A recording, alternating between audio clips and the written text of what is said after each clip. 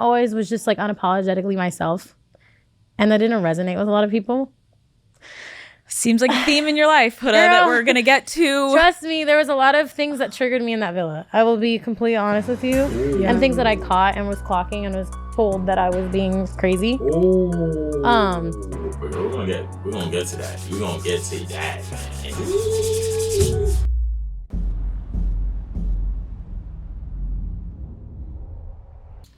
Huda, cuda, wudda, man. Yes, I watched Love Island. You feel me? I've been watching Love Island since like season 4. But look, man, this season was crazy. Like, it was really crazy, man. Huda, she's a dangerous woman, Chad. She definitely was dangerous. Her and Chris was definitely interesting. You feel me? I feel like I'm gonna tell y'all my honest truth, my honest analysis or whatever. Huda's not ready for a relationship. I'm not saying Chris is valid 100%. I feel like some things he could have did better.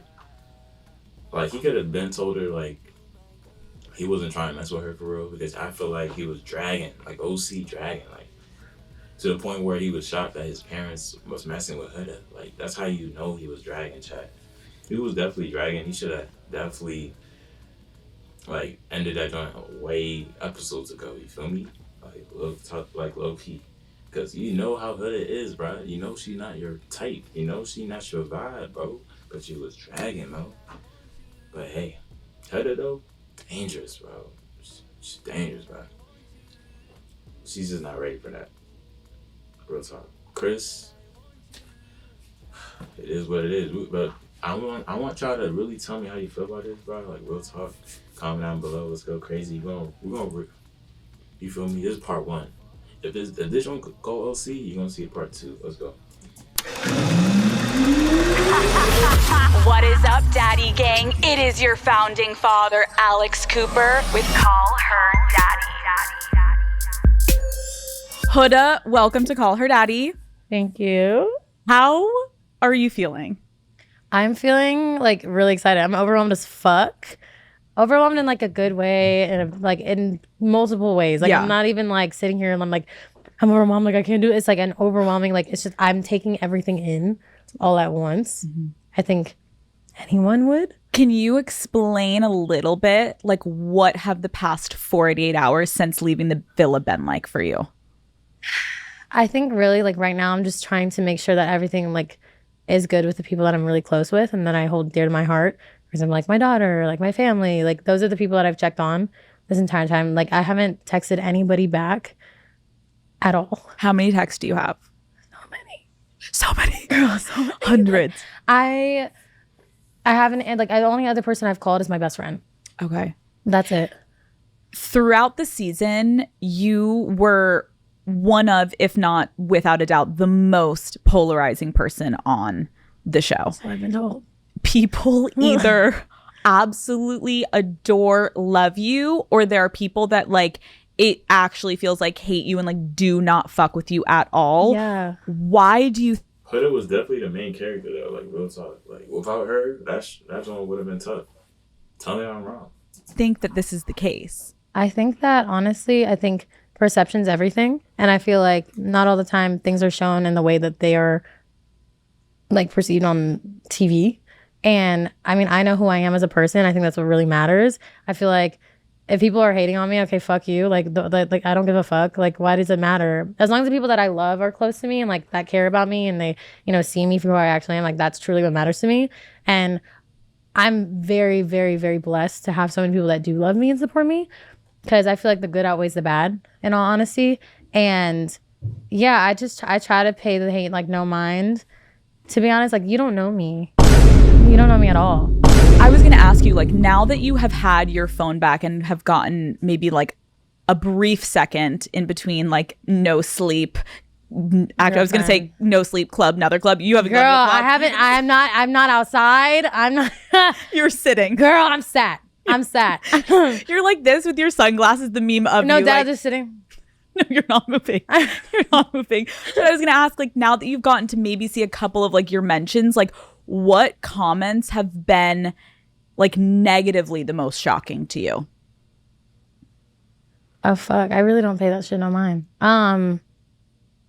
The craziest thing I've heard is that people called CPS on me. Hey, I was like, are you so serious right now? First of all, my daughter.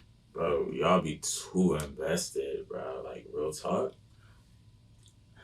What's like why y'all doing that? Like what's the point, bro?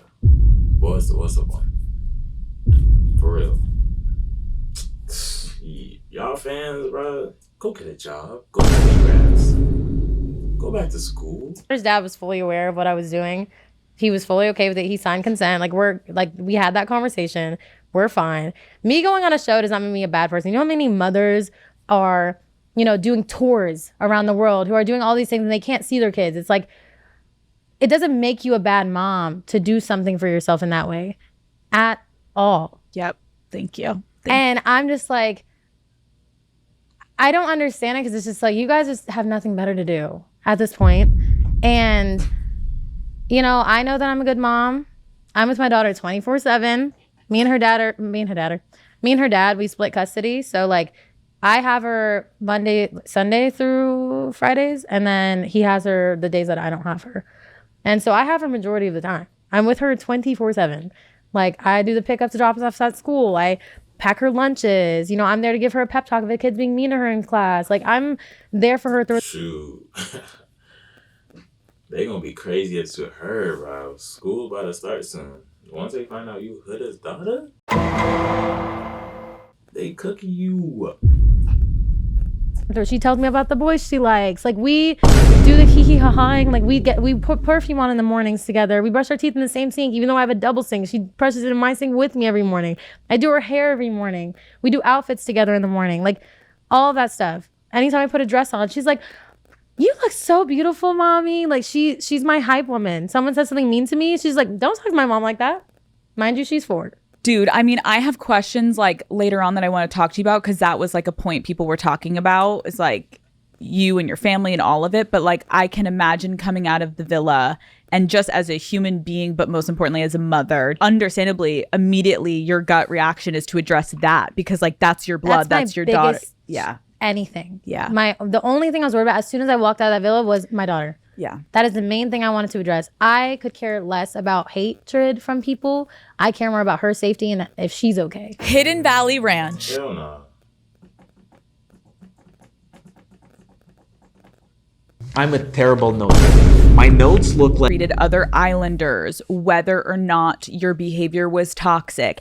And we are going to get into all of it tonight. But I think in order to have like an actual productive conversation, I want to get to know you a little bit better before we get to your Love Island days. Okay. So let's go back. I want to talk to you about your childhood. Yes. What was it like in your house growing up?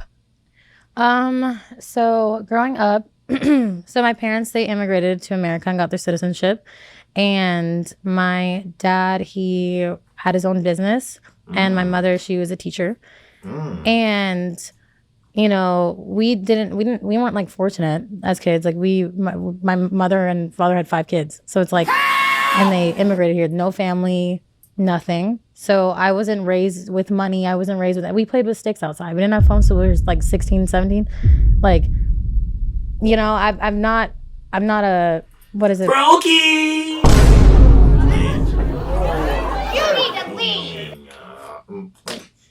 Privileged child. I was never that. And growing up, my dad was extremely abusive. He was very abusive, like towards my mother, towards me and my siblings. Like a vivid memory I have as a kid is like, I don't even know how old I was, but I remember hearing my dad like beating the shit out of my mom in the room. And I remember like finally, like I think someone got the door open, and I just remember seeing my mom's face, like her glasses were broken, and then I just see him snatch her head back and slam the door. Like I'm gonna cry. Like that's literally like that was my childhood. Can I get a tissue? There's tissue. I got you. Damn, we just started, Alex. Hold on a second. That's sad though. Respectfully though. Came from that, bro. If y'all came from that, I feel bad. Like, real talk. Like, I feel bad.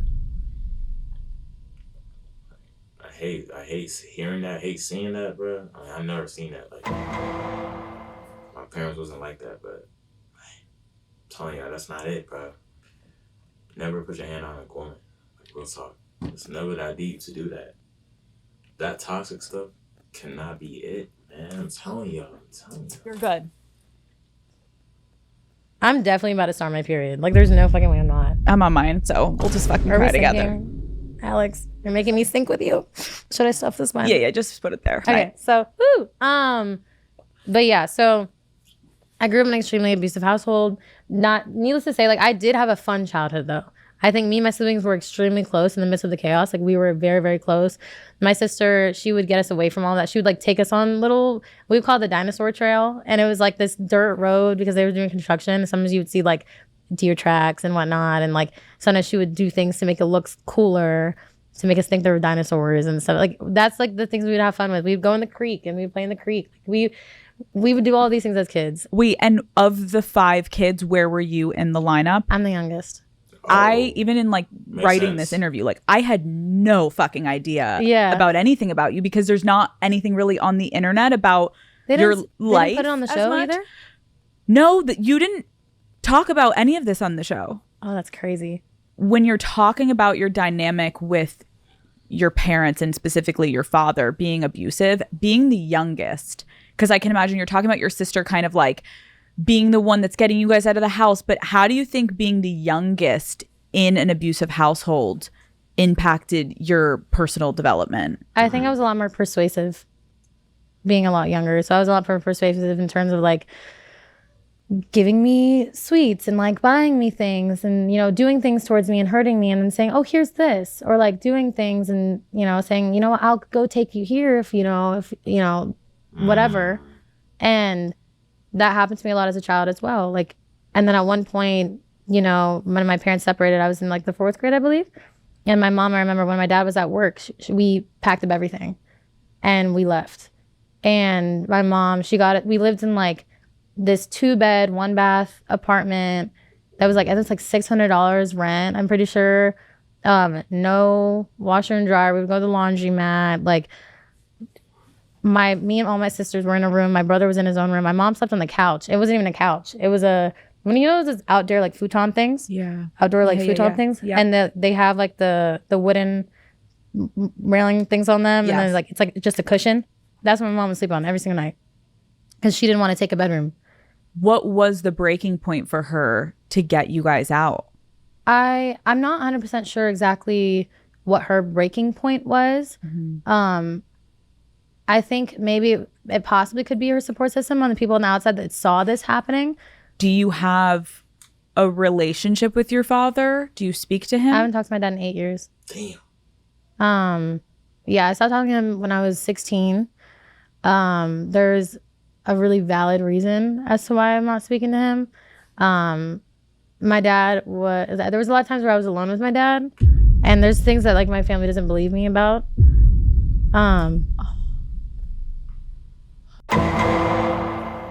This one got worse, bro. It keeps getting worse, chat. I think we know what she about to say. If she says it, bro. If she don't say it, it's respectful. But damn.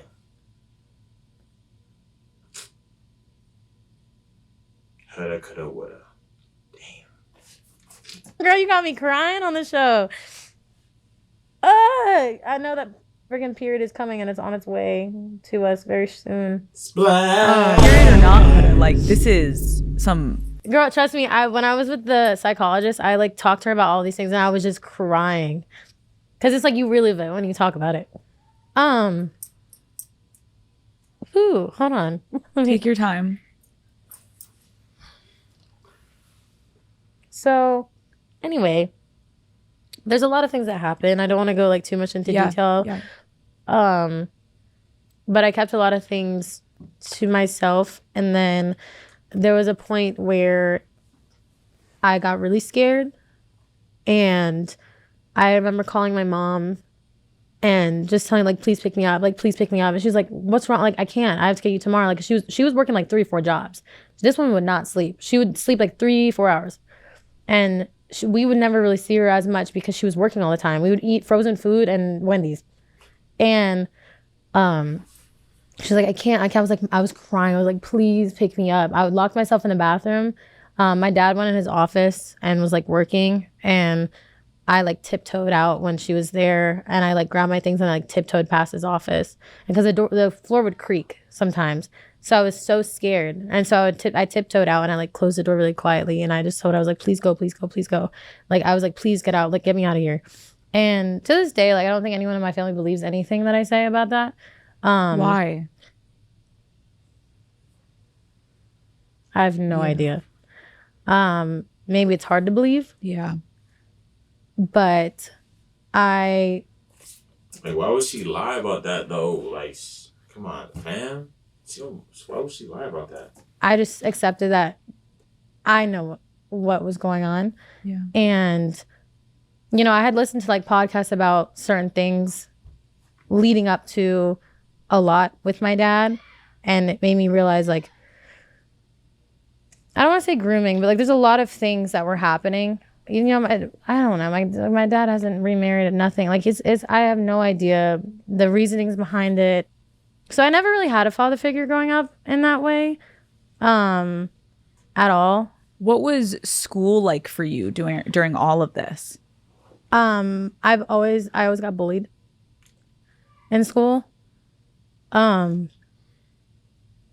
think I always was just like unapologetically myself, and that didn't resonate with a lot of people. Seems like a theme in your life, Huda, that we're gonna get to. Trust me, there was a lot of things that triggered me in that villa. I will be completely honest with you. Yeah. And things that I caught and was clocking and was told that I was being crazy. We're gonna get to that. We're gonna get to that, man.